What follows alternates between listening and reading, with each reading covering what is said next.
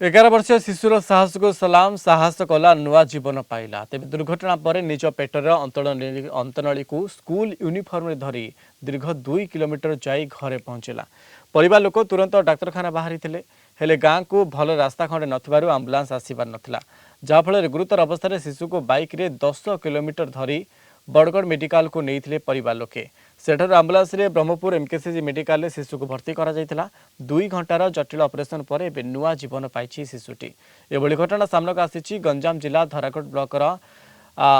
तार्निशीपल्ली तेज शिशुटी सबुदिन भली गत सोमवार दिन मध्य स्कूल को जाउथला आउ गाँ ठारू स्कूल 3 किलोमीटर होइतिबा बेले निजर साइकेल जोगे जाउथवा समय दुर्घटना रे पेटरे गभीर आघात लगी तांकर अंतनली बाहर को बाहरी जाइथिला। तेबे से एथिरे विचलित न होई साइकेल रो छाड़ी देई सार्ट रे अंतनली को जाबुड़ी धरी घरे पहुंची थिले। परिवार लोके तांको बाइक रे धरी गाँव प्राय 10 किलोमीटर दूर रे थिबा बड़गड़ मेडिकल को नहीं जाइथिले। सेठारे एक आंबुलांस जोगे ब्रह्मपुर एमकेसीजी मेडिकल को आना जाइथिला।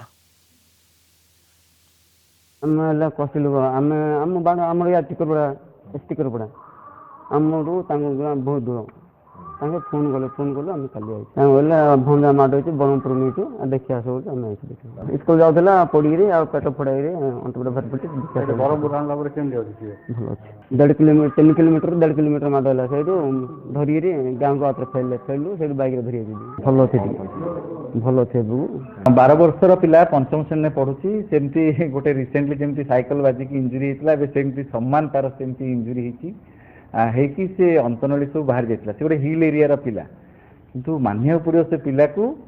से अंतनली की निज स्कूल यूनिफॉर्म रे बांधिकी 1.5 किलोमीटर पूरा चलिकी गला जेहेतु एत समय बाहर अंतनली थी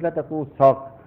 तार रक्त संचालन कम था तेनाली स्टाबिलाइज करने 4 घंटा खंड लगे स्टाबिलाइज कर सारिकी आम सर्जरी करके बंद करदेलु। आज डे 3 भल अच्छी पिला तार ब्लड कम अच्छी ब्लड दिज्व बाकी रेस्ट ठीक इम्प्रूव करछि आ किसी असुविधा डेंजर जोन में ना।